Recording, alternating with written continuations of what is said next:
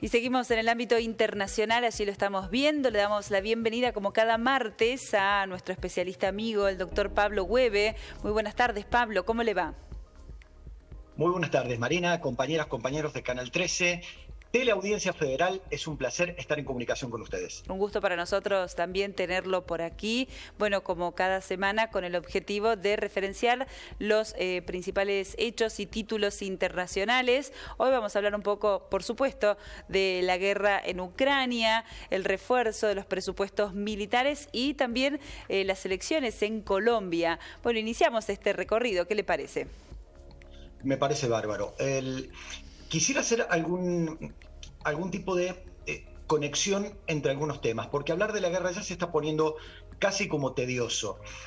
El tema de la guerra está generando en este momento consecuencias económicas para la propia supervivencia de la población europea. No solamente el aumento del precio de la energía, el aumento de la inflación, el aumento de los alimentos. Hay un dato que es muy preocupante. Se han reunido los líderes de la Unión Europea ayer y hoy y han decidido aumentar el presupuesto militar de la Unión Europea para comprar armas y para reponer las que le dieron ya a Ucrania. En este contexto, esto es tremendo. Alemania, un país que no logra remontar económicamente luego de la pandemia, ha decidido dedicar 100.000 millones de euros para comprar más armas. Esta locura de la sociedad actual parece toda una consecuencia de una decisión que en su momento habría tomado Vladimir Putin, pero la pregunta es, si Vladimir Putin no hubiera decidido la ocupación de parte de Ucrania, ¿esta locura se habría detenido? ¿No habríamos tenido fabricantes de armas generando algún tipo de conflicto en algún otro lugar del mundo para justificar que se aumenten los presupuestos militares? En el medio de todo esto, la localidad de rusoparlante de Severodonetsk, en el Donbass, en Ucrania, está siendo testigo, licenciada, casi de batallas cuerpo a cuerpo en sus propias calles, entre las tropas ucranianas y las tropas rusas. Ucrania sigue viviendo una situación lamentable, mientras que la Federación Rusa ve como una dirigencia militar sumamente joven, y yo agregaría, harto irresponsable, sigue jugando a la ruleta rusa, creyendo que estirando esta cuestión con el tiempo, las cosas pueden llegar a mejorar para la situación rusa. Lo concreto es que mientras vemos todos estos aumentos, vemos cómo impacta en el tercer mundo, en la periferia, hoy tenemos un dato del primer mundo.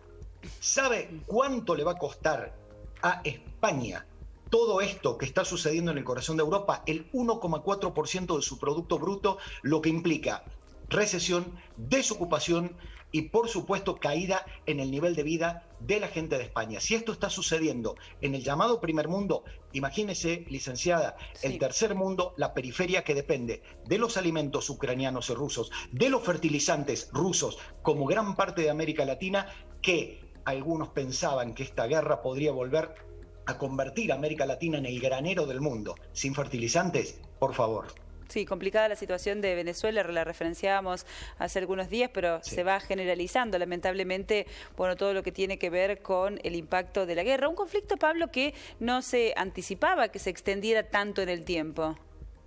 No, es más, yo mismo he podido decir aquí en alguna columna que esto no tenía muchas posibilidades de extenderse en el tiempo, primero por la cuestión económica, segundo, porque militarmente las dos partes no están socialmente en condiciones de seguir soportando esto. Usted no se olvide de que en la sociedad rusa,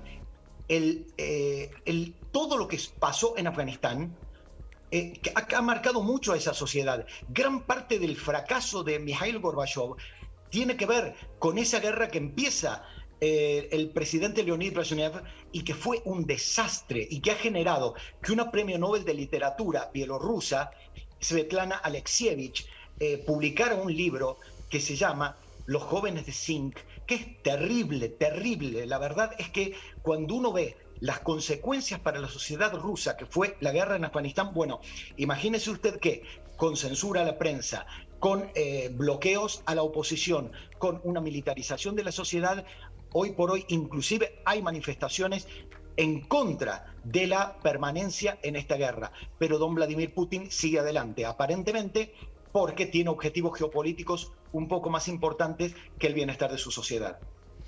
Vamos ahora a trasladarnos, nos venimos a nuestro continente, vamos a dar cuenta de lo que fue el proceso electoral en Colombia el domingo, lo que se viene en las próximas semanas, el escenario que se anticipa. ¿Qué puede llegar a suceder? Si usted me hubiera preguntado el domingo a las 6 menos 5 de la tarde, yo le decía que el 19 de junio a las 6:05 íbamos a estar hablando de una Colombia con un presidente que por primera vez en la historia iba a provenir de la izquierda. Quiero aclarar algo. En algunos casos se habla de sorpresas. No ha habido sorpresas. La encuesta de CELAC, esta excelente consultora latinoamericana, acertó en cuanto a que iba a ganar Petro, que no iba a salir segundo el oficialismo, que de la mano de Fico Gutiérrez encarnaba la continuidad del presidente Iván Duque, y en cambio preveía un avance, un crecimiento de este exalcalde de Bucaramanga, candidato por una llamada Liga Anticorrupción, paradójicamente va a juicio por corrupción, el señor Rodolfo Hernández. Pero luego del resultado, le digo que algunos números a mí me dejan con dudas. Usted es licenciado en ciencia política, usted tiene mejor formación que yo, me va a poder entender. Si las dos derechas, es decir, si Gutiérrez, y ahí lo estamos viendo a Petro, si Gutiérrez y Hernández, como planteaban las encuestas, sumaban juntos el 44,3%, yo hoy le digo que en segunda vuelta ganaba Gustavo Petro. Pero el votante de Fico Gutiérrez, que quedó tercero, es un votante dogmático, es un votante anti-izquierda, es un votante uribista, cosa que no sucede con el votante de este tiktokero, si vale el término, que salió segundo. El voto de Rodolfo Hernández es un voto casi antipolítico, es un voto de quien no le importa mucho las cosas, que se guía por las redes sociales, por algún lugar común, son todos ladrones, que se vayan todos, etcétera. Pero en realidad, este señor que estamos viendo allí de ropa amarilla, lo único que dijo en la campaña electoral fue: basta de ladrones, no quiero ladrones, esto se tiene que terminar, no hay plan económico, hay cosas muy graves, Marina, no tiene respaldo parlamentario, no tiene equipos técnicos. Él ha dicho así vagamente que va a cerrar embajadas. ¿Qué embajadas va a cerrar? ¿Con quién se va a alinear? Tenemos que pensar que tal vez, como él es un capitalista y él es un empresario de la construcción, muy parecido a Donald Trump, solo en eso, Marina, no confundamos otras cosas, porque no tiene una fortaleza ideológica como, me guste o no, sí la puede haber tenido Donald Trump.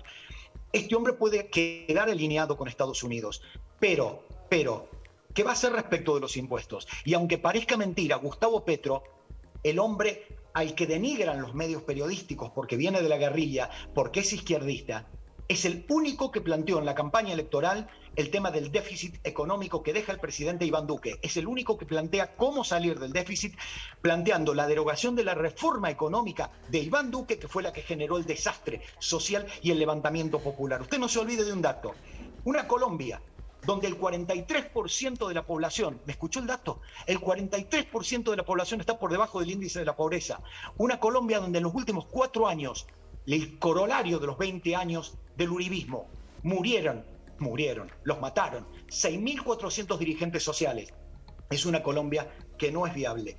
En este contexto, el voto es voluntario, primer tema que tenemos que tener en cuenta. Segundo tema, el voto por Petro es un voto disciplinado, por lo tanto no va a bajar en porcentajes. Acá el gran desafío para Hernández es que al menos el 50% de los votantes de Fico Gutiérrez vote por él. ¿Podemos pensar que puede pasar? Sí, Marina, porque como el votante de Fico Gutiérrez es un votante uribista, de derecha, anti-Petro, anti-plan de paz, es probable que esto implica que vayan masivamente a votar. Pero hay un dato que no es menor. El 4,2% de Sergio Fajardo va a ir, yo le diría que casi en bloque, por Gustavo Petro. Un dato de color. Si usted mira el mapa de Colombia, sí, Gustavo Petro gana prácticamente en toda la periferia, gana en la costa pacífica, gana muy poco en Caribe y gana en la Amazonia. Pero arrasa en la ciudad más ilustrada de Colombia, en Bogotá. Arrasó, ¿eh? Y él fue alcalde de Bogotá. El uribismo con Hernández gana en toda la parte central del país, mientras que el oficialismo, prácticamente podríamos decretar la muerte del uribismo, solamente ganó en Antioquia. Yo dejo con signos de pregunta. ¿Va a haber debates? Yo no sé si va a ir Hernández, porque no fue a ninguno de los debates previamente, y se vienen 2 semanas y media de profundo anti-Petro en el ambiente. Veremos cómo Petro es capaz de enfrentar esto. Bien, hasta el 19 de junio. Pablo, se nos acabó el tiempo, pero nos queda pendiente una cuestión. En el día de hoy se siguen llevando a cabo las despedidas, los velorios de los pequeños que fueron masacrados hace días en Texas. Bueno, una reflexión sobre lo que tiene que ver con la sociedad armada, la sociedad violenta, pero quedará para un próximo encuentro que nos va a convocar seguramente con esa temática y con más tiempo para tratarlo. Muchísimas gracias. Y para reflexionar inclusive discursivamente sobre algunas irresponsabilidades que se están planteando en nuestro país. Le doy solamente un dato. ¿Sabe cuántas armas se cree que hay en Estados Unidos circulando? 300 millones, Marina. Cada bebé, cada jubilada, cada ciudadana y ciudadano de Estados Unidos tiene un arma. No hay secretos, Marina. Si usted militariza una sociedad, va a haber más muertos, va a haber más suicidios, va a haber más violencia. Y si además, discursivamente, usted sigue llevando adelante discursos de odio, no hay sorpresas, no hay secretos. Muchísimas gracias, Pablo. Hasta la semana que viene. Hasta la semana que viene. Un abrazo.